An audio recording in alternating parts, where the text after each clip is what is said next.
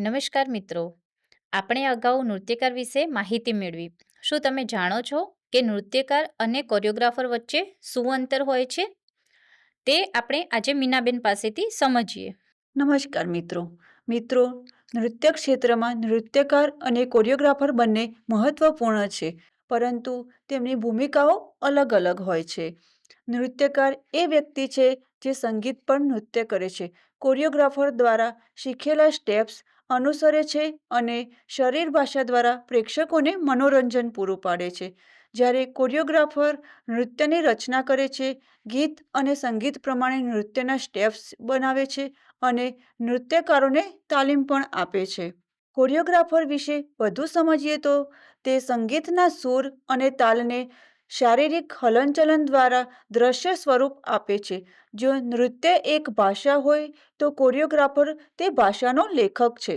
તેમનું કાર્ય માત્ર સ્ટેપ શીખવવાનું નથી, પણ સંગીતના આત્માને સમજીને તેને મંચ કે કેમેરા સામે કઈ રીતે પ્રભાવશાળી રીતે પ્રસ્તુત કરવું તેની યોજના બનાવવાનું છે. એક સફળ કોરિયોગ્રાફર પાસે માત્ર નૃત્યની નિપુણતા જ નહીં, પરંતુ અવકાશી સમજ, સર્જનાત્મક દ્રષ્ટિકોણ અને સમૂહને દોરવણી આપવાની નેતૃત્વ શક્તિ પણ હોય છે. ફિલ્મો, સ્ટેજ શો કે મ્યુઝિક આલ્બમ્સમાં કોરિયોગ્રાફર જ એ વ્યક્તિ છે જે વિખરાયેલી ગતિને એક સુંદર કલાત્મક કૃતિમાં પરિવર્તિત કરે છે. જી મીનાબેન, તો તમે નૃત્યકાર અને કોરિયોગ્રાફર વચ્ચેનું અંતર તો ખૂબ સરસ રીતે સમજાવ્યું છે. પણ હવે એ સમજાવો કે તેમની કામગીરી શું હોય છે અને મુખ્યત્વે તેઓ ક્યાં કામ કરે છે, એ વિશે પણ થોડું જણાવશો? હા, તેમની કામગીરીની વાત કરું તો ગીત અથવા વિષય અનુસાર નૃત્ય રચના કરવી, નૃત્યકારોને તાલીમ આપવી, મંચ ગોઠવણી અને અભ્યાસ કરાવવો, વેશભૂષા અને પ્રસ્તુતિ અંગે માર્ગદર્શન આપવું, રિહર્સલ આયોજન કરવું, ફિલ્મ અથવા કાર્યક્રમ માટે નૃત્ય દિગ્દર્શન કરવું. અને તેમના કાર્યસ્થળો જોઈએ તો ફિલ્મ ઉદ્યોગો, ટેલિવિઝન અને રિયાલિટી શો, નૃત્ય અકાદમી, શાળા અને મહાવિદ્યાલયોમાં કાર્યક્રમો, લગ્ન અને ઇવેન્ટ મેનેજમેન્ટ ક્ષેત્રે તેઓ કામ કરતા હોય છે. જી, તો મીનાબેન, જે કોરિયોગ્રાફર હોય છે તે બનવા માટે જરૂરી વ્યક્તિગત ગુણો કેવા હોવા જોઈએ? હા, તેમના ગુણોની વાત કરીએ તો સર્જનાત્મકતા, લય અને તાલની ઊંડી સમજ, નેતૃત્વ ક્ષમતા, સંવાદ કૌશલ્ય, ધીરજ અને શિસ્ત, ટીમ સાથે કાર્ય કરવાની ક્ષમતા હોવી જોઈએ. જી, મીનાબેન, કોરિયોગ્રાફર બનવા માટે શૈક્ષણિક લાયકાત અને તેની ભરતી પ્રક્રિયા શું હોય છે, તે વિશે પણ થોડું જણાવશો?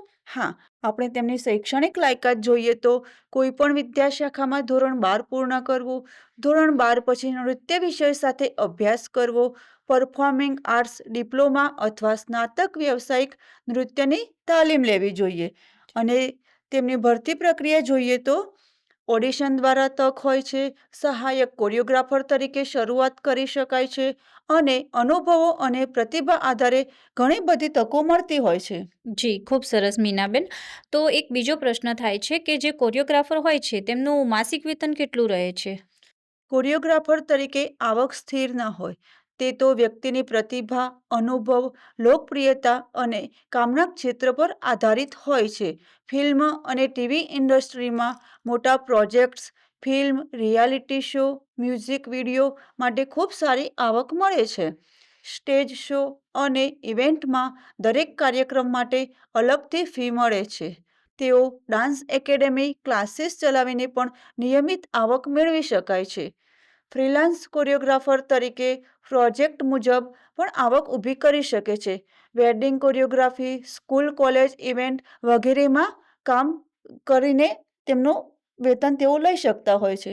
જી, તો મીનાબેન, જે કોરિયોગ્રાફર હોય છે તેમને આગળ જતા એમાંથી પ્રગતિના અવસર મળે છે ખરા? હા, તેમને પ્રગતિના અવસર મળતા